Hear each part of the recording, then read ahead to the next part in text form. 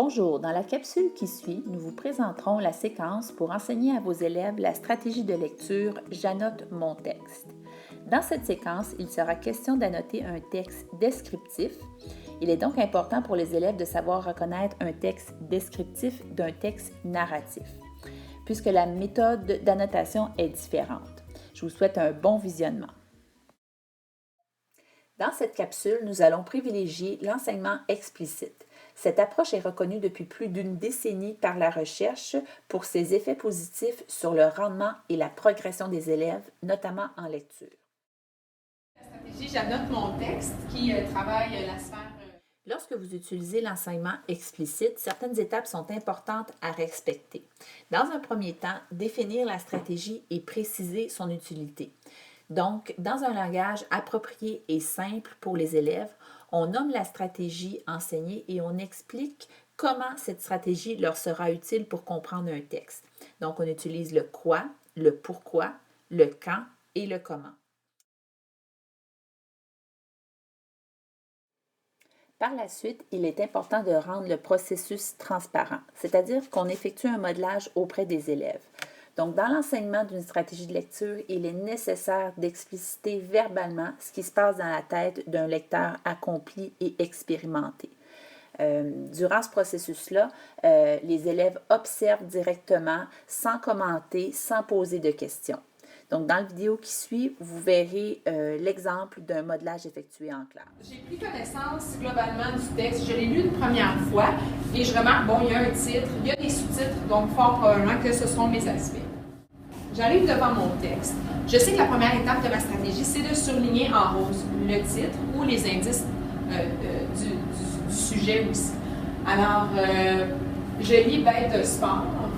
En partant, je suis capable de savoir, comme j'ai déjà lu le texte, qu'on va probablement parler des athlètes. Bête de sport, on ne parle pas d'animaux parce que j'ai fait une première lecture. Et je vais lire le chapeau du texte pour aller chercher d'autres indices qui précisent vraiment mon titre. Sur la neige, sur la glace ou sur l'eau, les athlètes semblent tous, ils peuvent aussi augmenter leur endurance et rester au sommet de leur forme physique. Donc, on parle effectivement des athlètes ici. Je vais descendre pour aller repérer mes aspects en vert. Comme tantôt j'ai dit, j'ai remarqué qu'il y avait un premier sous-titre ici qui est le bon carburant. J'ai un autre sous-titre qui est l'entraînement des pros. Alors, je présume, comme on parle des athlètes, que carburant voudrait dire dans ce cas-ci ce qui va bien faire fonctionner les athlètes, ce qui va faire en sorte qu'ils soient performants. Donc, je vais aller chercher des indices de sous-aspects qui ont rapport à ça. Les athlètes s'entraînent durant 5 à 8 heures chaque jour. Donc, ça me donne l'information sur le nombre d'heures qu'ils s'entraînent tous les jours, pas nécessairement sur ce qu'ils vont prendre pour bien fonctionner. Alors, je ne surlignerai rien. Ils doivent manger les aliments nécessaires pour conserver leur masse musculaire et refaire le plein d'énergie. Alors là, aliments, c'est quelque chose qu'on ingère qui nous fait fonctionner. Donc, je pense que c'est important. En plus, on me dit que c'est pour conserver leur masse musculaire et refaire le plein d'énergie. Donc, on me donne les raisons pour lesquelles ils ingèrent des aliments. Les athlètes suivent donc un régime alimentaire établi en fonction de leur poids et de la quantité de calories brûlées durant l'entraînement. Donc, je sais qu'en plus, ce bon carburant-là, il est dans un régime alimentaire qu'on pense en fonction de leur poids et de la quantité de calories qui vont brûler pendant l'entraînement. Évidemment, je sais que la majeure partie de leurs calories sont brûlées pendant l'entraînement, donc je ne vais pas souligner ce bout-là de la phrase. Par exemple, un patineur de vitesse comme le médaillé d'or Charles Lamelin dépense 6000 calories par jour. Alors là, on me donne un exemple d'un athlète. On ne me dit pas nécessairement ce qu'il prend pour comme bon carburant, alors je vais passer pour le surlignement. C'est 3 fois plus que la moyenne des gens, même chose, ça me donne un petit peu plus de détails sans nécessairement parler de bon carburant. Lorsque le surlignement des sous-aspects est terminé, on demande à l'élève de résumer l'essentiel de son surlignement en quelques mots-clés qu'il va inscrire dans la marge.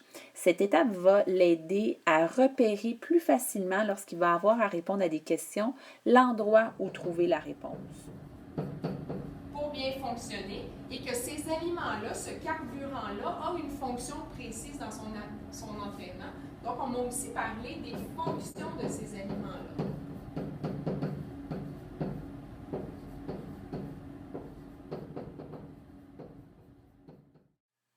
Par Par la suite, l'enseignant va procéder à une pratique guidée, c'est-à-dire qu'il va amener les élèves à la maîtrise de la stratégie en donnant des indices, des rappels et en diminuant graduellement l'aide apportée.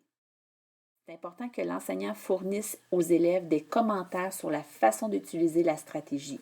Les élèves ont besoin de savoir pourquoi leur réponse est correcte ou non.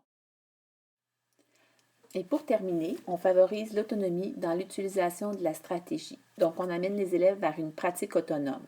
À cette étape, l'élève assume presque toute la responsabilité du choix et l'application de la stratégie.